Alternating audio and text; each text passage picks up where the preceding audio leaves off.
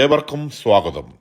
Saint സെബാസ്റ്റ്യന്റെ ജീവിതകഥയിൽ നിന്നും അടർത്തിയെടുത്ത ഏതാനും ഭാഗങ്ങൾ നിങ്ങൾക്കായി അവതരിപ്പിക്കുന്നു സെന്റ് സെബാസ്റ്റ്യൻസ് ഫാമിലി യൂണിറ്റ്.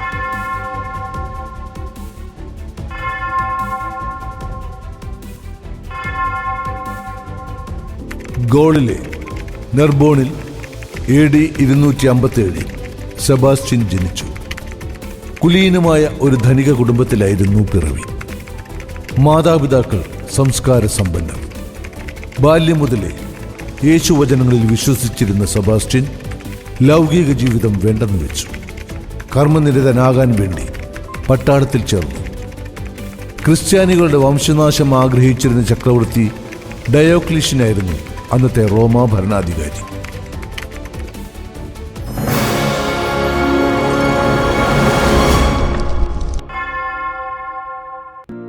യേശു യോഹന്നാനിൽ നിന്ന് സ്നാനം സ്വീകരിക്കാൻ ഗലീലിയിൽ നിന്ന് ജോർദാനിൽ അവൻ്റെ അടുത്തേക്ക് വന്നു. ഞാൻ നിന്നിൽ നിന്നു സ്നാനം സ്വീകരിക്കേണ്ടിയിരിക്കെ നീ എൻ്റെ അടുത്തേക്ക് വരുന്നുവോ എന്ന് ചോദിച്ചുകൊണ്ട് യോഹന്നാൻ അവനെ തടഞ്ഞു. എന്നാൽ യേശു പറഞ്ഞു, ഇപ്പോഴിത് സമ്മതിക്കുക. അങ്ങനെ സർവനീതിയും പൂർത്തിയാക്കുക നമുക്കുചിതമാണ്. അവൻ സമ്മതിച്ചു. സ്നാനം കഴിഞ്ഞയുടൻ യേശു വെള്ളത്തിൽ നിന്ന് കയറി. അപ്പോൾ സ്വർഗം തുറക്കപ്പെട്ടു. ദൈവാത്മാവ് പ്രാവിന്റെ രൂപത്തിൽ തന്റെ മേൽ ഇറങ്ങി വരുന്നത് അവൻ കണ്ടു. ഇവൻ എന്റെ പ്രിയപുത്രൻ, ഇവനിൽ ഞാൻ പ്രസാദിച്ചിരിക്കുന്നു എന്നൊരു സ്വരം സ്വർഗത്തിൽ നിന്ന് കേട്ടു. യേശുവിനെ വിശ്വസിക്കുന്നവൻ പാലിക്കേണ്ട ചില നിയമങ്ങളൊക്കെയുണ്ട്. അതെന്താണെന്നറിയാമോ? ഇല്ല. സ്നേഹമുള്ളവരായിരിക്കണം, കാരുണ്യമുള്ളവരായിരിക്കണം, വിനയാന്യുതരായിരിക്കണം, ശത്രുക്കളെ സ്നേഹിക്കണം, നിങ്ങളെ ദ്വേഷിക്കുന്നവർക്ക് നന്മ ചെയ്യണം, ശപിക്കുന്നവരെ അനുഗ്രഹിക്കണം, അധിക്ഷേപിക്കുന്നവർക്ക് വേണ്ടി പ്രാർത്ഥിക്കണം, ഒരു ചകിട്ട തടിക്കുന്നവന് മറ്റേ ചകിടുകൂടി കാണിച്ചു കൊടുക്കുക, മേലങ്കി എടുക്കുന്നവനെ കുപ്പായം കൂടി എടുക്കുന്നതിൽ നിന്ന് തടയരുത്, ചോദിക്കുന്ന ഏതൊരുവനും കൊടുക്കുക, നിന്റെ വസ്തുക്കൾ എടുത്തുകൊണ്ടു പോകുന്നവരോട് തിരിച്ചു ചോദിക്കരുത്. മറ്റുള്ളവർ നിങ്ങളോട് എങ്ങനെ പെരുമാറണമെന്ന് നിങ്ങൾ ആഗ്രഹിക്കുന്നുവോ അങ്ങനെ തന്നെ നിങ്ങൾ അവരോട് പെരുമാറുക. മനസ്സിലായോ? മനസ്സിലായി. കർത്താവ് കരുണാമയനാണ്. നമ്മളും കരുണയുള്ളവരായിരിക്കുക. എന്താണ്? ഡയക്ലീഷ്യൻ ചക്രവർത്തിയുടെ പടയാളികളാണ്. ക്രിസ്ത്യാനികളാണെന്നറിഞ്ഞാൽ അവർ നമ്മളെല്ലാം കൊന്നുകളയും.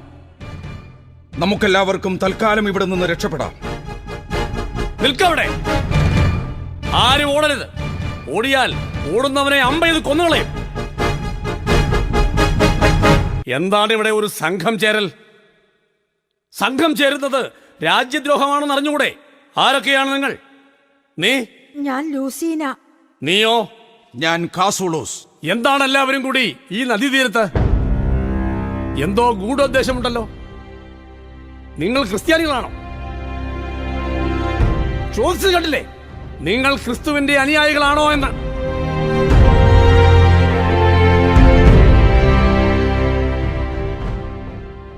പറയണോ? താൻ ക്രിസ്തുമതം പ്രചരിപ്പിക്കാൻ നടക്കുന്ന ആളല്ലേ? ഇവരെ മതം മാറ്റാനല്ലേ നിങ്ങളുടെ ഉദ്ദേശം? പ്രഭോ, അവിടുന്ന് ചോദിച്ചത് സത്യമാണ്. ഞങ്ങൾ സത്യദൈവത്തിന്റെ ഏകപുത്രനായ യേശുവിൽ വിശ്വസിക്കുന്നവരാണ്. നന്മയോടെയും കരുണയോടെയും സ്നേഹത്തോടെയും ജീവിക്കുവാനാണ് ഞങ്ങൾ യേശുവിന്റെ അനുയായികളായത്. മിണ്ടിപ്പോകരുത്. അവന്റെയൊക്കെ ഒരു യേശു, യേശുവിന്റെ പേര് പറയുന്നവരെയൊക്കെ അതേ സ്ഥലത്ത് വെച്ച് തന്നെ വധിച്ചേക്കാനാണ് ചക്രവർത്തിയുടെ കൽപ്പന.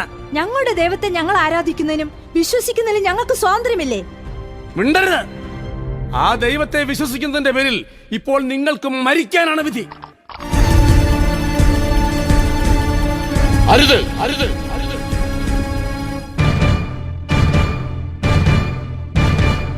ജോനാഥൻ, അരുത്. പടവാൾ ഉറയിലിടും. പ്രഭോ, ഇവർ ക്രിസ്ത്യാനികളാണ്. ഇവർ ക്രിസ്തുമതം പ്രചരിപ്പിക്കാൻ ഇറങ്ങിയിരിക്കുന്നവരാണ്. ഇയാള് ഇവരെ നദിയിൽ മുക്കി സ്നാനം ചെയ്യാൻ തയ്യാറെടുക്കുകയായിരുന്നു. അവരെ വെറുതെ വിട്ടേക്കൂ ജോനാഥൻ. അവരെ വെറുതെ വിടാൻ നിയമം അനുവദിക്കുന്നില്ലല്ലോ പ്രഭോ. ക്രിസ്തുമതം പ്രചരിപ്പിക്കുന്നവരെയോ ക്രിസ്ത്യാനിയായി നടക്കുന്നവരെയോ കണ്ടാൽ ഉടൻ തന്നെ വധിച്ചേക്കാനല്ലേ ചക്രവർത്തിയുടെ കൽപ്പന? അവരവരുടെ ദൈവത്തിൽ വിശ്വസിക്കുന്നതിന് നമുക്കെന്താ പ്രശ്നം ജോനാഥൻ? നമ്മൾ റോമൻ ചക്രവർത്തിയുടെ പട്ടാളക്കാരല്ലേ? അവിടുന്ന് ഉയർന്ന ഉദ്യോഗസ്ഥനായിരിക്കാം. എന്നാലും ചക്രവർത്തിയുടെ കൽപ്പന പാലിക്കേണ്ടവരും ആ നിയമം നടപ്പിലാക്കേണ്ടവരുമാണ് നമ്മൾ. ജോനാഥൻ പറയുന്നത് ശരിയാണ്. അത് ചക്രവർത്തിയുടെ തീരുമാനം. എന്നാൽ ഇവർ നിരപരാധികളും. തൽക്കാലം നമുക്ക് ഇവരെ വെറുതെ വിട്ടേക്കാം. ഉന്നത ഉദ്യോഗസ്ഥനായി അവിടുന്ന് പറയുന്നത് കേൾക്കാൻ ഞാൻ ബാധ്യസ്ഥനാണ്. എന്നാൽ ഞാൻ അവിടുന്ന് ഓർമ്മപ്പെടുത്തുന്നു, ക്രിസ്തുമതം റോമയ്ക്കാപത്താണ്.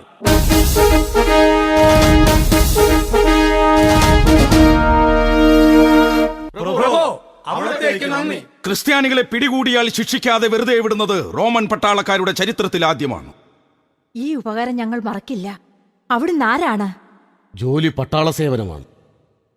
എന്നാൽ വ്യക്തി എന്ന നിലയിൽ ഞാൻ അങ്ങനെയല്ല.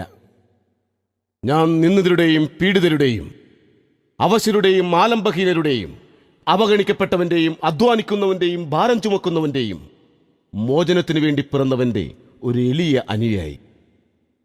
പാവങ്ങളുടെയും പാപികളുടെയും മോചനത്തിനു വേണ്ടി സ്വർഗമണ്ഡലം വിട്ട് മണ്ണിലേക്ക് ഇറങ്ങി വന്ന് നിത്യകന്യകയുടെ ഉദരത്തിൽ പിറന്ന് മണ്ണിലെ മനുഷ്യനു വേണ്ടി പീഡനങ്ങളേറ്റ് കാൽവരി കുരിശിൽ ചോര ചിന്തിപ്പിടഞ്ഞ യേശുക്രിസ്തുവിന്റെ ഒരു എളിയ വിശ്വാസി. റോമൻ പട്ടാളത്തിൽ ക്രിസ്തുമത വിശ്വാസിയായ ഒരു സെബാസ്റ്റ്യൻ ഉണ്ടെന്ന് ഞങ്ങൾ കേട്ടിട്ടുണ്ട്. മിലാൻ ദേശക്കാരനായ സെബാസ്റ്റ്യൻ. ആ സെബാസ്റ്റ്യൻ ഞാൻ തന്നെയാണ്. നമുക്ക് പ്രാർത്ഥിക്കാം.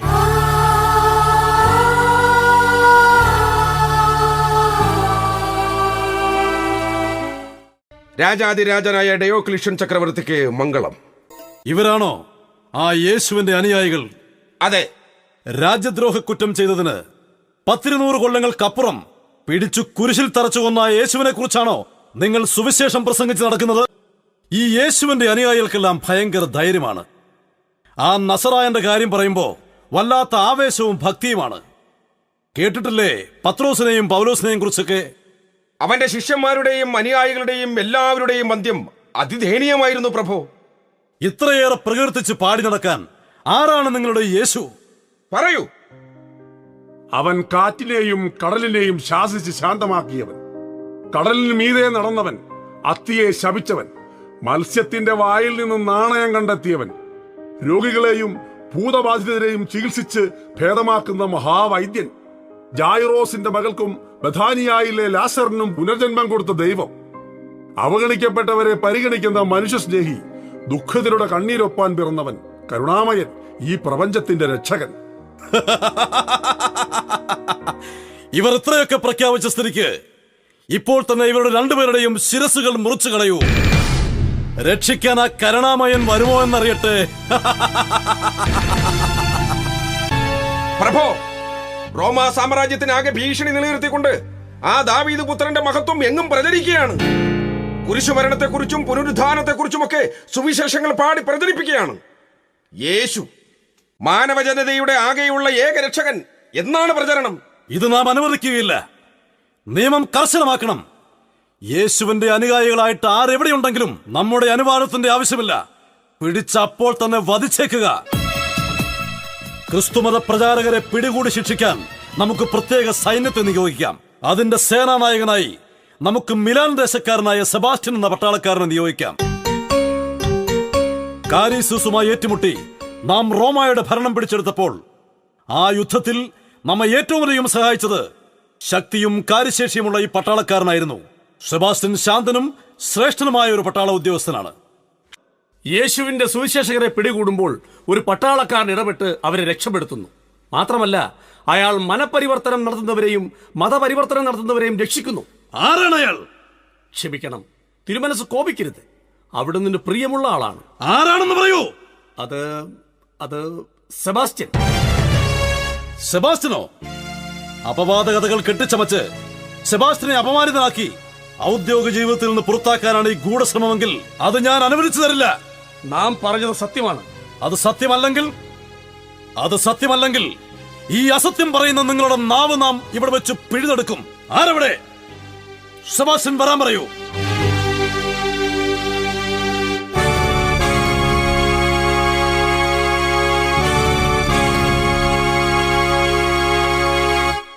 ചക്രവർത്തി തിരുമനസ് നീണാൾ വാഴട്ടെ. സെബാസ്റ്റ്യൻ, ചക്രവർത്തി ഡയോക്ലിഷ്യൻ വളരെ ക്രൂരനാണ്, കർശന നിയമം നടപ്പാക്കുന്നവനാണ് എന്നൊക്കെ എല്ലാവർക്കും അഭിപ്രായമുണ്ടാകാം. എന്നാൽ നാം പ്രഗത്ഭരെയും സത്യസന്ധരെയും ഒക്കെ മാനിക്കുന്നവരാണ്. കേവലം ഒരു പട്ടാളക്കാരനേക്കാൾ ഉപരി സെബാസ്റ്റ്യനെ നാം ഇഷ്ടപ്പെടുകയും ചെയ്യുന്നു. ക്ഷമിക്കണം, അവിടുന്ന് എന്താണ് പറഞ്ഞു വരുന്നത് എന്ന് അടിയന് വ്യക്തമാകുന്നില്ല. ഇവിടെ ചില അപവാദ കഥകൾ പ്രചരിക്കുന്നു. അത് അപവാദ കഥകൾ തന്നെ ആകണമേ എന്ന് നാം പ്രാർത്ഥിക്കുകയും ചെയ്യുന്നു. ഈ വാദം 100% തെറ്റാണെങ്കിൽ ഇത് പറഞ്ഞയാളുടെ നാവ് നാം ഇവിടെ വെച്ച് പിടിച്ചെടുക്കാൻ പോവുകയാണ്. പറയൂ, ക്രിസ്തുവിന്റെ സുവിശേഷങ്ങൾ പ്രസംഗിക്കുന്നവരെയും പ്രചരിപ്പിക്കുന്നവരെയും സെബാസ്റ്റ്യൻ പ്രോത്സാഹിപ്പിക്കുന്നുണ്ടോ? ഉണ്ട്. എന്തുകൊണ്ട്? ഞാനൊരു ക്രിസ്ത്യാനിയായതുകൊണ്ട്.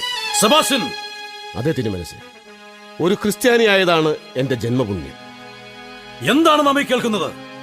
നിങ്ങളൊരു ക്രിസ്തുമത വിശ്വാസിയാണെന്നോ? അതേ തിരുമനസ്. എന്തുകൊണ്ട് ഇത് നിങ്ങൾ നേരത്തെ നമ്മോട് പറഞ്ഞില്ല? യേശു ക്രിസ്തുവിന്റെ വഴിയെ സഞ്ചരിക്കുന്നത് ശ്രേഷ്ഠതയുള്ള ഒരു കാര്യമായതുകൊണ്ട്, മാനവരക്ഷകനിൽ വിശ്വസിക്കുന്നത് മഹനീയതയുള്ള കാര്യമായതുകൊണ്ട്.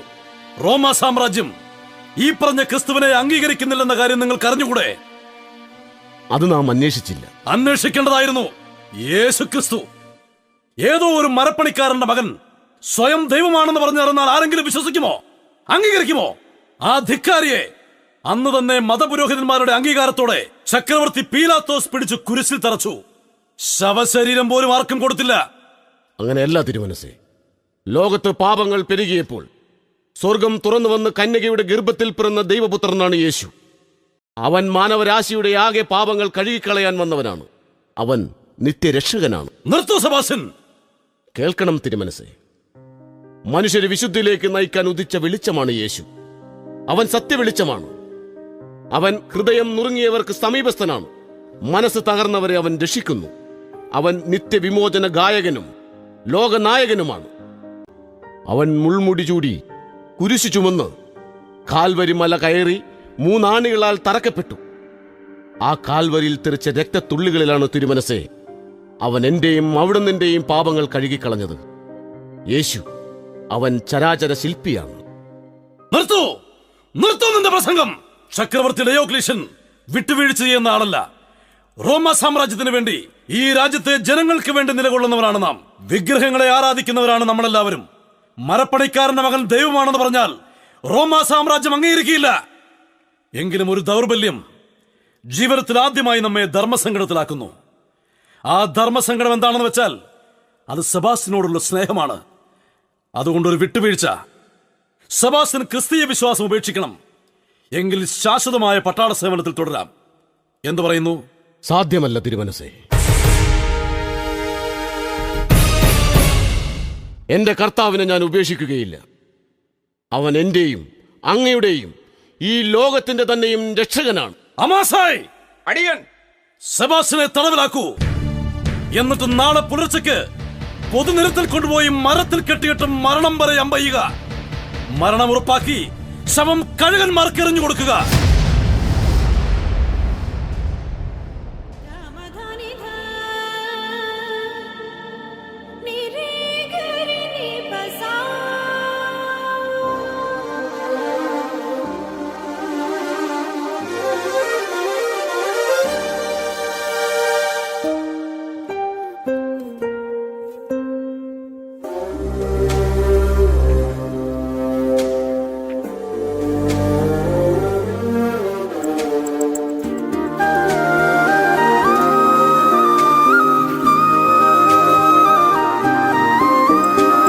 കുരിശിന്റെ മറവിൽ മറയ്ക്കണമേ എന്നെ തിരുനീണത്താലെ കഴുകണമേ. കുരിശിന്റെ മറവിൽ മറയ്ക്കണമേ എന്നെ തിരുനീണത്താലെ കഴുകണമേ. നിൻഹിതമടിയനിൽ നിറവേറണേ. യേശുവേ കരുണാമയ, യേശുവേ കരുണാമയ.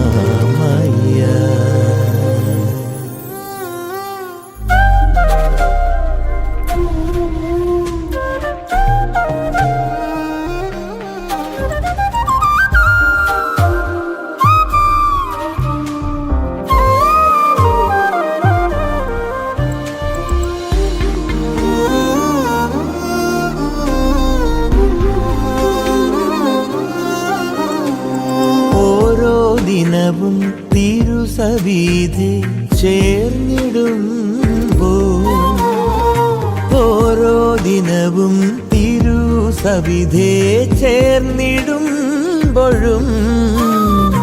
നിൻ കൃപ അധികമായി പകർന്നിടണേ, നിൻ കൃപ അധികമായി പകർന്നിടണേ. കുരിശിന്റെ മറവിൽ മറയ്ക്കണമേ എന്നെ തിരുനീണത്താലേ കഴുകണമേ.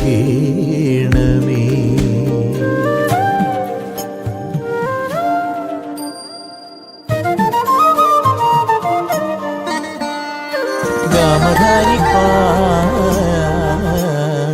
ഗമധാരി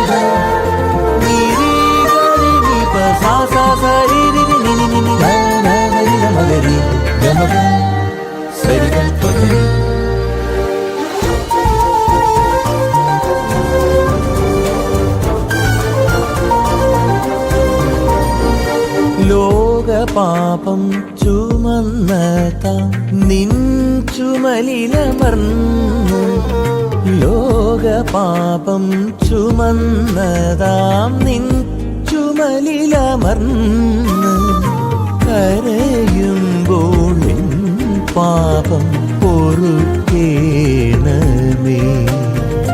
കരയുമ്പോൾ എൻ പാപം പൊറുക്കേണമേ.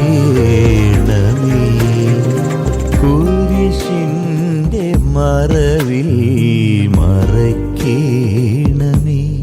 എന്നെ തിരുനീണത്താലേ കഴുകണമേ. നിൻഹിതമടിയനി നിറവേറണേ, യേശുവേ കരുണാമയ, യേശുവേ കരുണാമയ, യേശുവേ കരുണാമയ.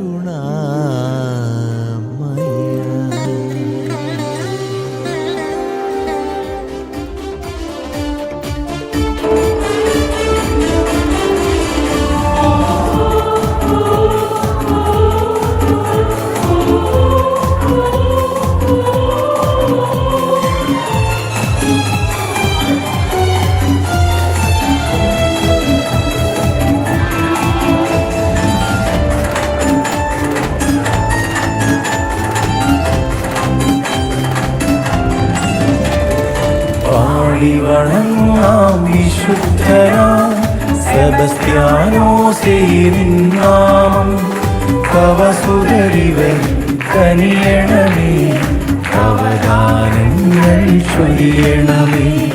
പാടിവണങ്ങാം വിശുദ്ധനാം സെബസ്ത്യാനോസേ നിൻ നാമം, തവ സുതരിവൻ കനിയണമേ, അവദാനങ്ങൾ ചൊരിയണമേ.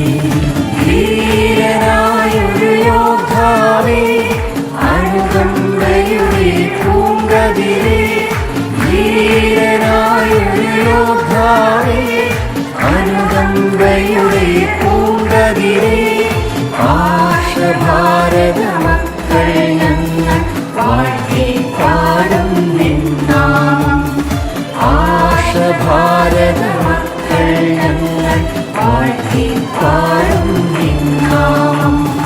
പാടിവണങ്ങാം വിശുദ്ധനാം സെബസ്ത്യാനോസേ നിൻ നാമം, തവ സുതരിവൻ കനിയണമേ, അവദാനങ്ങൾ ചൊരിയണമേ.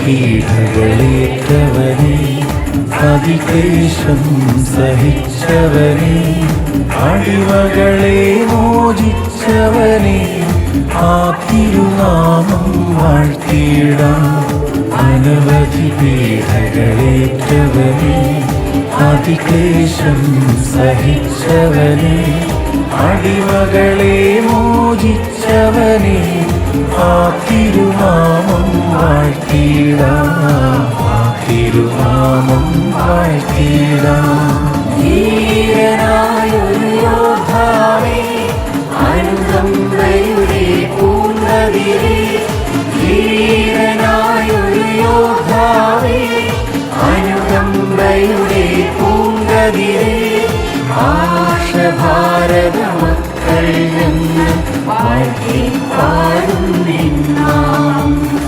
ആശഭാരത മക്കൾ ഞങ്ങൾ വാഴ്ത്തി പാടും നിന്നാമം പാടി വണങ്ങാം വിശുദ്ധനാം സെബസ്ത്യാനോസേ നാമം തവ സുതരിവരിൽ കനിയണമേ അവദാനങ്ങൾ ചൊരിയണമേ